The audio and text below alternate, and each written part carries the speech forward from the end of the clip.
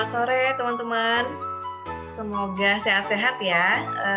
Selamat datang dan selamat buat teman-teman yang udah terpilih sebagai peserta untuk join di WP Pro Course IKUM yang batch 5. Nah, mungkin kemarin yang teman-teman yang join briefing gitu ya udah tahu, tapi kita kenalan lagi. Aku Tias yang akan jadi moderator dari pihak panitia niaga hoster gitu. Nah, untuk hari ini, seperti yang udah teman-teman tahu, untuk hari ini kita akan belajar tentang design thinking terlebih dahulu ya teman-teman. Jadi hari ini dan hari Selasa, teman-teman akan belajar tentang design thinking. Terus kemudian di hari Rabu dan Kamis, teman-teman akan praktek website-nya gitu. Kemudian di hari Jumatnya, teman-teman akan belajar juga mengenai SEO gitu. Oke teman-teman, selamat sore. Jadi sesi hari ini kita akan membahas dan melihat gitu ya design thinking 101 gitu. Jadi untuk hari pertama, jadi teman-teman nanti akan bareng sama aku selama 2 hari. Jadi hari pertama itu kita akan lebih banyak membahas tentang teorinya, teori dan penjelasannya ya seperti apa. Dan nanti teman-teman bisa nanya gitu ya selama sesi hari ini. Harapannya hari ini teman-teman bisa memahami konteksnya design thinking itu seperti apa dan tujuannya apa. Perkenalin dulu, nama aku Andika Laudy Surya. Jadi teman-teman bisa panggil aku Dika atau Leo, bebas antara dua itu. Kita bahas background kenapa sih kita membutuhkan design thinking gitu. Oke, jadi kenapa kita membutuhkan design thinking itu alasannya cukup simpel, walaupun pastinya nggak juga gitu, nggak sesimpel itu, tapi cukup mudah. Kenapa? Karena di dunia digital kayak sekarang, atau enggak di dunia yang mungkin lebih tingkat kecepatan perkembangannya itu sangat cepat ya. Kalau kita tarik dalam waktu 10 tahun aja, ada berapa platform yang udah teman-teman pakai, itu baru di konteks digital. Yang kedua, ada beberapa teknologi yang teman-teman upgrade. Dari mungkin 10 tahun lalu HP itu masih berupa apa, sampai sekarang device kalian udah jadi seperti apa. Itu adalah sebuah kepanjangan dari volatility, kecepatan sebuah perubahan. Terus ada uncertainty, ketidakpastian dalam suatu perubahan ya, atau mungkin perkembangan zaman. Terus C-nya itu complexity, seberapa kompleks suatu perkembangan itu ada gitu. Dan juga ambiguity itu artinya ketidakjelasan, ambigu, banyak kemungkinan gitu dari suatu perkembangan atau sebuah masalah. Ada sisi customer, ada sisi teknologi, ada sisi bisnis gitu. Nah, bisnis, teknologi, dan customer ini saat disatukan jadi satu, itu disebut sebagai design thinking. Jadi saat kita berpikir seperti customer, ya desirable-nya ada. Terus kita juga bisa memikirkan tingkat visibility-nya dari sebuah teknologi seperti apa, dan kira-kira opportunity bisnisnya kayak gimana ya. Kita kurang lebih sudah menerapkan namanya design thinking.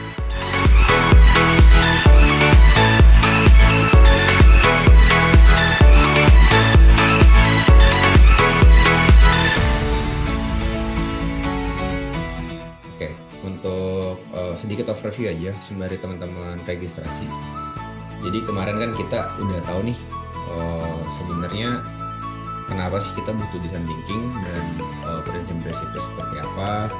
Terus kira-kira proses dalam melakukan design thinking itu ada apa aja dan seperti apa setiap prosesnya. Dan untuk praktek kita hari ini itu kita akan langsung masuk ke proses yang namanya itu idea. Ya nanti di saat di proses idea ini harapannya teman-teman bisa mendapatkan ide-ide solusi yang bisa menyelesaikan masalah yang mungkin sudah kita define di proses empathize sampai ke define. Nah, case kita adalah ada seorang guru privat sekolah dasar yang bernama Roni, di mana kebutuhan Roni itu needs-nya adalah kesulitan untuk menentukan informasi apa saja yang perlu dimasukkan ke dalam portofolio. Nah, insight-nya dari Roni ini kan, Roni merasa bahwa informasi di portofolio itu kurang menarik gitu ya. Itu mungkin biasanya ada pengalaman yang Roni rasakan dan banyak faktor-faktornya. Nah, itu kita buat menjadi POV, dan POV ini kebetulan udah aku masukkan juga ke mural yang sudah aku share linknya. Dan POV ini kita rubah menjadi bahasa yang lebih menjadi sebuah pernyataan ya, agar mempermudah kita untuk bisa berpikir dalam mencari solusi gitu.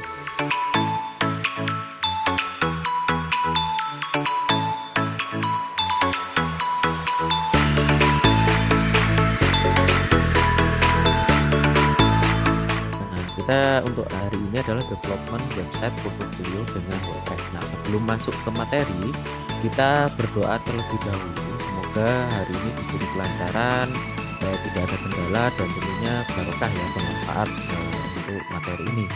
Berdoa dimulai.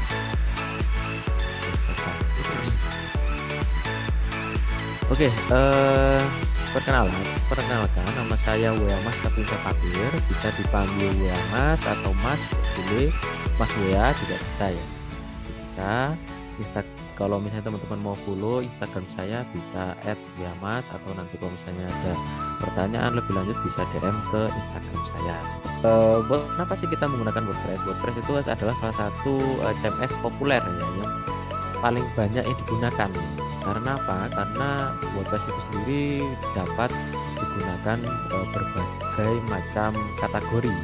Salah satu contoh e-commerce. Nah, itu juga bisa. Jadi WordPress itu bisa nanti dibuat untuk toko online. Jadi kita perlu memasang plugin tambahan agar nantinya ada sistem registrasi, lalu ada wishlist, ada chart ya, ada checkout ya, ada menambahkan produk dan sebagainya.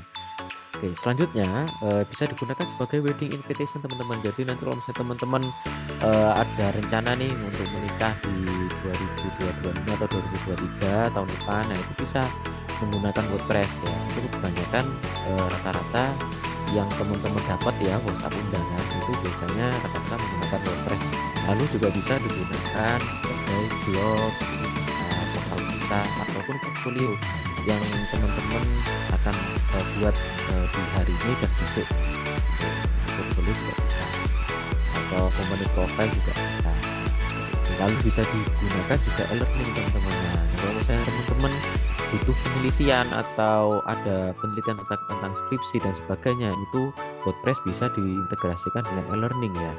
Nah, oke, nah ini poin-poin utama. Kita tentunya perlu menggunakan WordPress. Lalu kedua, kita akan menggunakan website builder ya, atau web builder untuk membangun atau mendesain halaman website. Nah, sekarang WordPress ini mudah ya teman-teman, dengan adanya plugin salah satu contoh Elementor ya. Nah, itu nanti teman-teman mudah dalam membuat tampilan website. Jadi tinggal drag and drop ya.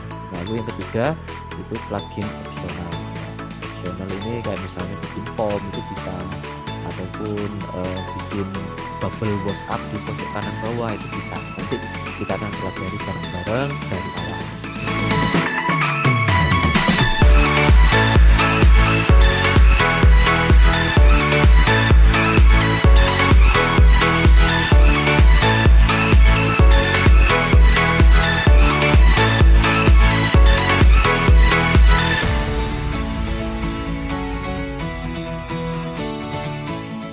Oke, assalamualaikum warahmatullahi wabarakatuh. Selamat sore teman-teman.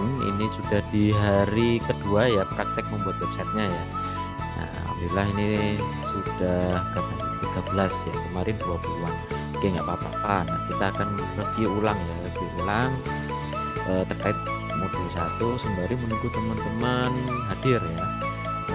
Mungkin ada yang lagi mempersiapkan perangkatnya, jaringannya, browsernya, pun login ke dashboard WordPress masing-masing. Nah, ini mungkin teman-teman kalau misalnya kesulitan untuk akses link di WhatsApp, saya kirimkan di chat Zoom ya. Nah, pastikan teman-teman sudah akses modul 2-nya dan juga login ke member area ataupun ke dashboard WordPress ya, seperti tutorial sebelumnya atau di hari sebelumnya seperti itu ya. Oke, teman-teman bisa persiapkan ya sampai login ke dashboard WordPress. Ini saya review ulang dulu yang hari pertama kita sudah melakukan apa saja. Oke, nah ini saya review, pastikan teman-teman sudah klik link modulnya dan juga masuk member area dan dashboard WordPress-nya masing-masing. Oke, sebelum kita mulai, lebih baik kita berdoa terlebih dahulu. Semoga hari ini diberi kelancaran, kesehatan, dan tidak ada kendala. Dan pastinya ilmu yang kita dapat hari ini bermanfaat ya, dan barokah. Berdoa dimulai. Selanjutnya kita sudah melakukan install tema ya, dan juga install demo portfolio yang sudah disediakan gratis oleh WordPress dan juga dari tema Astra ya. Jadi dari WordPress itu ada banyak pilihannya ya. Kemarin kita sudah coba ya, ada banyak pilihan, tapi tentu setiap tema itu ada karakteristik khusus ya terkait customize-nya, entah di leadernya, footernya dan sebagainya, itu berbeda-beda. Dan juga fiturnya ya, ini beda ya dengan Astra atau mungkin yang lain, itu berbeda.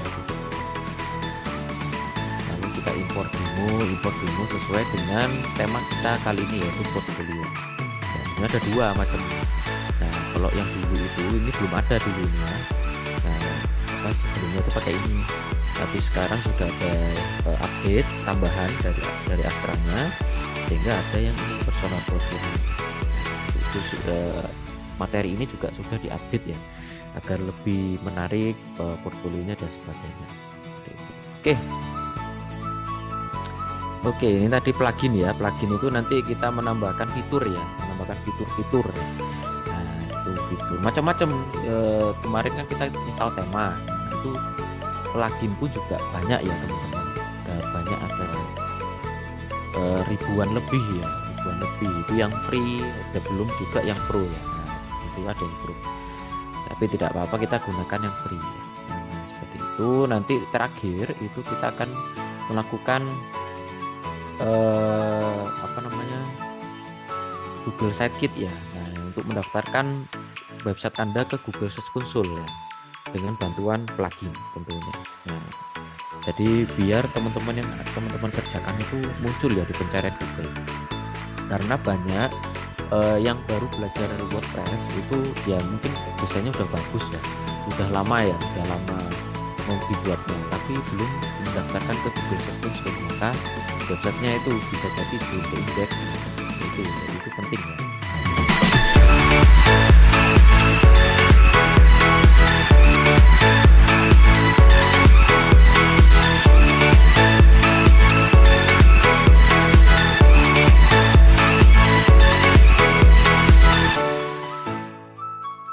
Selamat sore buat teman-teman Universitas Negeri Malang ya.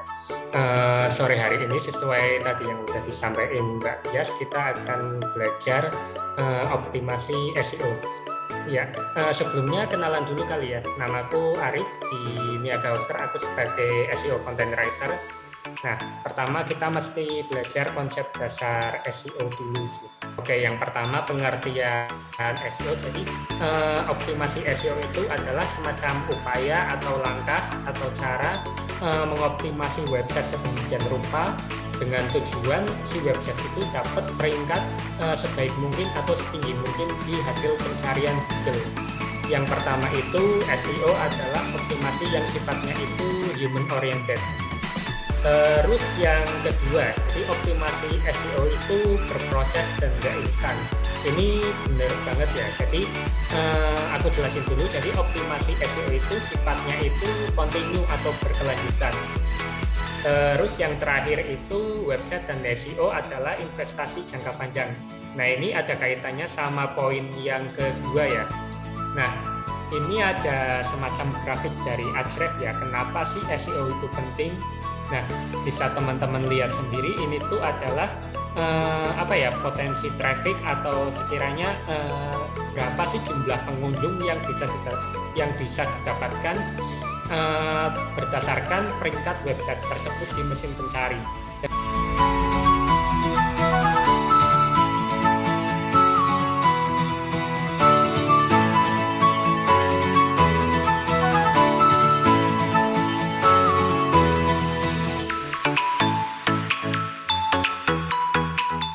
Oke, selamat weekend teman-teman. Makasih buat Mas Arif, makasih buat teman-teman. Sampai ketemu di lain kesempatan. Selamat sore, bye.